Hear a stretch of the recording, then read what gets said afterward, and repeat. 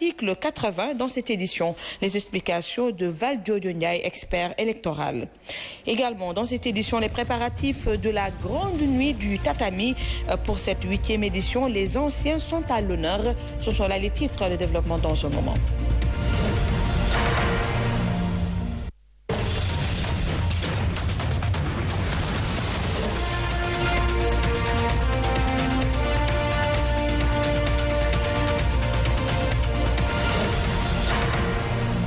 Merci de choisir la Sen TV pour vous informer. Les impactés du projet Train Express régional donnent de la voix. Evelyne, ils ont assigné l'État du Sénégal devant les bailleurs de fonds de ce projet, dont la Banque africaine de développement. Il s'agit de plus de 1500 réclamations individuelles et de griefs contre l'État du Sénégal. Ils soutiennent que celui-ci n'a pas respecté ses engagements auprès des bailleurs. Mamadou Fofana a assisté ce matin à la conférence de presse des impactés du terre. 100 dossiers sont sur la table du collectif des impactés du TR qui se sentent lésés dans la mise en œuvre du train express régional. Entre familles disloquées, fermeture de plusieurs commerces et des entreprises en faillite, le projet du TR, conçu comme un projet de développement, n'a débouché qu'à une véritable bombe sociale. On est réduit même à la pauvreté par ce projet TR qui se vante un peu partout. Les indemnisations n'ont pas été bien faites. Ensuite, les commerçants qui étaient sur les mêmes endroits aussi, jusqu'à présent, il y a N qui n'ont pas encore reçu leur indemnisation. S'y ajoutent aussi les brocanteurs qui étaient implantés au niveau de Koloban. Autant de griefs et de dégâts collatéraux ont poussé ces plaignants à assigner l'État du Sénégal devant ses bailleurs pour non-réparation de préjudices subis. Donc nous qui étions sur ce tracé du terre, la façon dont l'APIX s'est pris pour nous déloger de nos maisons n'a rien respecté des normes édictées par ces institutions financières. Le collectif des impactés du TR recevra la délégation de la BAD pour ensuite faire face à l'État du Sénégal les jours à venir pour une conciliation. Mamadou Fofana, les choses sont allées très vite à la suite de cette plainte du collectif national des impactés du terre. La conciliation a démarré cet après-midi.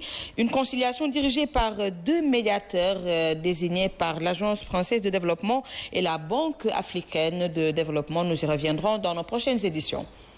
Et nous reparlons dans cette édition du dialogue politique. Evelyne, le cumul des fonctions de chef de parti et chef de l'État divise les participants. Le pôle de la majorité hier, lors de la 56e session de la commission politique, s'est prononcé en faveur du maintien, une position que ne partagent pas les non-alignés et la société civile. D'ailleurs, Valdiodio Ndiaye, expert électoral, membre de la société civile, qui a accordé un entretien à Nanko Bagayoko, évoque un autre point, la suppression de l'article 80 ou son amélioration pour éviter de mettre sur la touche de potentiels candidats à la présidence. Suivant le compte-rendu de cet entretien. La question du cumul de fonctions de chef d'État et de chef de parti était au cœur des débats hier à la réunion de la commission politique du dialogue national. Le pôle du pouvoir refuse, la société civile regrette. L'opposition, le pôle des non-alignés et la société civile étaient à peu près du même avis. Nous avons lancé un appel à la majorité en leur faisant savoir très clairement qu'aujourd'hui, s'ils veulent que le dialogue politique avance, c'est à eux de faire preuve de dépassement sur un certain nombre de points. Nous ne sommes pas dans une guérilla de position. Idem, les représentants du pouvoir se sont également opposés à la suppression de l'article 80. Cet article-là nous met tous en résidence provisoire. Parce qu'aujourd'hui, si le procureur demande au juge d'instruction de mettre X ou Y personnes sous mandat de dépôt, le juge d'instruction a les mains liées. Dans la discussion, nous avons demandé soit l'abrogation de l'article 80 ou bien son amélioration. Qu'est-ce que ça veut dire? Son amélioration, c'est-à-dire aujourd'hui de donner plus de pouvoir pour le traitement de cet article-là au juge d'instruction. À en croire Valdiodio Ndiaye, les différentes entités, à savoir l'opposition, les non-alignés, le pôle du pouvoir et la société civile, comptent revenir ce jeudi avec des propositions concrètes sur ces points de non-consensus. Le projet Feed the Future d'Oundel Souf a été lancé ce matin par le ministère de l'Agriculture et de l'équipement rural. Evelyne, c'est un projet financé à hauteur de 5 milliards de francs CFA par l'USAID. C'est un projet qui a l'ambition d'améliorer la fertilisation des sols pour accroître leur productivité. Il sera mis en œuvre par le Centre international pour le développement des engrais. Safiatou Bandiaï et Tidiane Diop reviennent ici sur la cérémonie de lancement. Lancé, le projet Feed the Future d'Oundel Souf vise entre autres à accroître la productivité agricole pour favoriser une réduction inclusive et durable de la faim, de la pauvreté et de la malnutrition. C'est un projet qui a une enveloppe financière d'environ 5 milliards de francs CFA et qui va toucher beaucoup de zones au niveau du pays et qui renforce déjà ce que le ministère de l'Agriculture et de l'équipement rural fait sur le terrain, c'est-à-dire une meilleure productivité des terres et une bonne utilisation des engrais. Le coût global du projet est de 8 millions de dollars pour une durée de 3 ans. Il y a un axe qui porte sur la caractérisation des sols et l'élaboration de nouvelles formules d'engrais. Un deuxième axe qui porte sur la diffusion de technologies de fertilisation déjà éprouvées. Et un troisième axe qui porte sur la diffusion des textes réglementaires qui sont élaborés par la CEDEAO et qui doivent être appliqués dans les différents pays membres. C'est une couverture nationale et partout où on a l'agriculture, le projet doit intervenir là-bas. Ce projet, qui cible entre autres les petits producteurs, les acteurs de la chaîne d'approvisionnement en intrants, engrais, est l'une des premières actions du programme d'accélération de la cadence de l'agriculture sénégalaise. Safiatouba, sachez que les techniciens de l'agriculture sont en grève pour 72 heures. Un mouvement d'humeur pour réclamer entre autres une revalorisation salariale et des moyens de travail. Ces techniciens donnent à leur tutelle jusqu'à la fin du mois pour se pencher sur leurs revendications, sans quoi ils menacent de croiser les bras et de ne pas travailler à la certification des semences. Et dans l'actualité religieuse, Evelyne Mandjouba, parlons des préparatifs de la 140e édition de l'anniversaire de l'appel de Seydina Limamoulaye Al-Mahdi.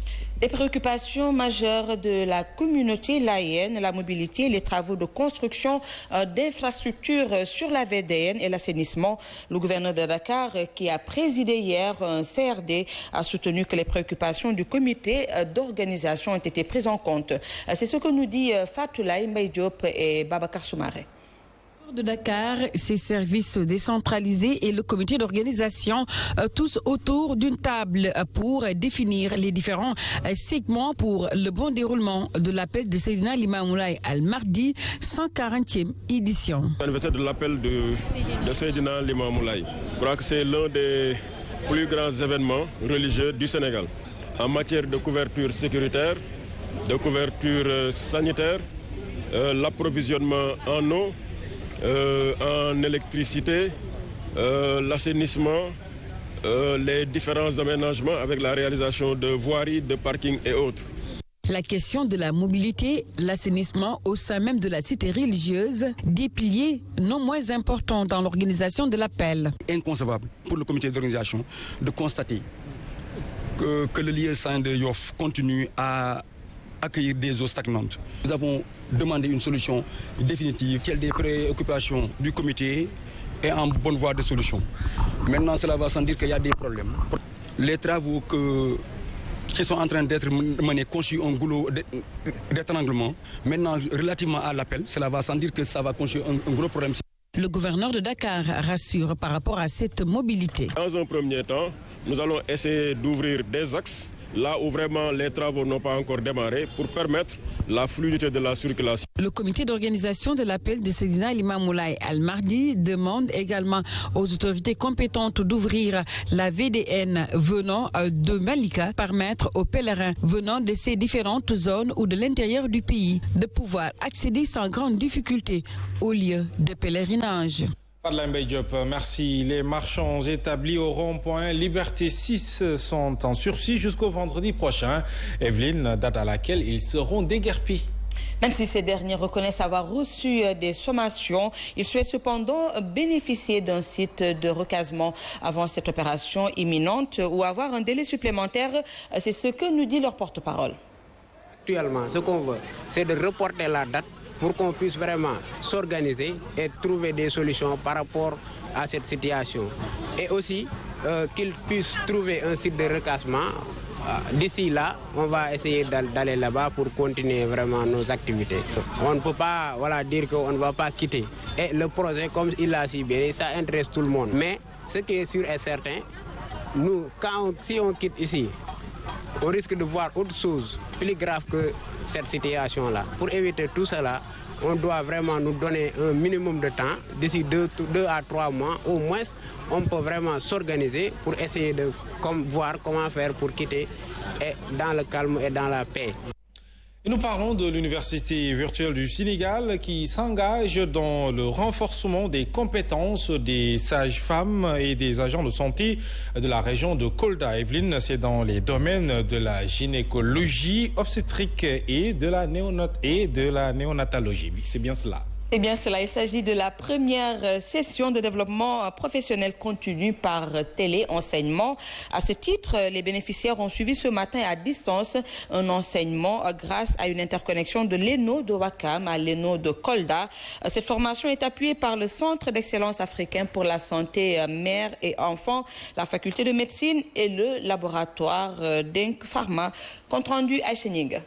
Réduire la mortalité grandissante à Kolda et former le personnel paramédical par des spécialistes, une session de téléenseignement est organisée. Aujourd'hui, il faut positionner le numérique comme outil qui permet de rendre beaucoup de services dans le domaine de la santé. L'ouverture de ces espaces numériques ouverts dans tout le pays, et dont la plupart sont fonctionnels, nous permettra d'atteindre les agents de santé, les apprenants dans des zones les plus reculées. Et nous avons pris Kolda de façon symbolique puisque Kolda est une priorité en termes de santé publique. Seul gynécologue à Kolda, donc il est important pour nous de faire du transfert de compétences et de mieux capaciter les sages-femmes, les infirmières qui vont régler les problèmes de santé des populations. Partager le savoir-faire en matière de soins et médicaments, une expérience dans notre pays en collaboration avec Denk Pharma. Présence ici, ça rend toujours, comme je vous l'ai déjà dit, dans le cadre de l'accompagnement des médecins pour aujourd'hui faire une bonne formation continue afin que ces sages-femmes-là puissent délivrer aujourd'hui les bons médicaments qu'il faut à la population. Accompagner aujourd'hui la télémédecine. 20 sages-femmes de différents districts de Kolda ont subi cette session à distance en connexion, l'ENO de Kolda et celui de Dakar à travers un dispositif téléenseignement. Achening, merci. Et puis en plus bref, sachez que les étudiants de l'Université Assane Seck de Ziguinchor sont à grève depuis ce matin, une grève illimitée pour réclamer l'achèvement des chapiteaux dont les installations sont à l'arrêt depuis plusieurs jours. Ces chapiteaux sont des solutions provisoires mises en œuvre par le ministère de l'Enseignement supérieur pour juguler le nombre pléthorique de nouveaux bacheliers orientés dans les universités publiques au moment où les chantiers en cours dans ces universités ne sont pas complètement terminés. Ici à Dakar, l'école Sainte-Bernadette célèbre ses 60 ans d'existence. Evelyne, coup d'envoi des festivités, une randonnée pédestre organisée ce matin. D'autres activités sont prévues dans les prochains jours. L'école Sainte-Bernadette a également convié plusieurs autorités à cette célébration. C'est ce que nous dit d'ailleurs Angèle Toumé-Bassène, membre du comité d'organisation.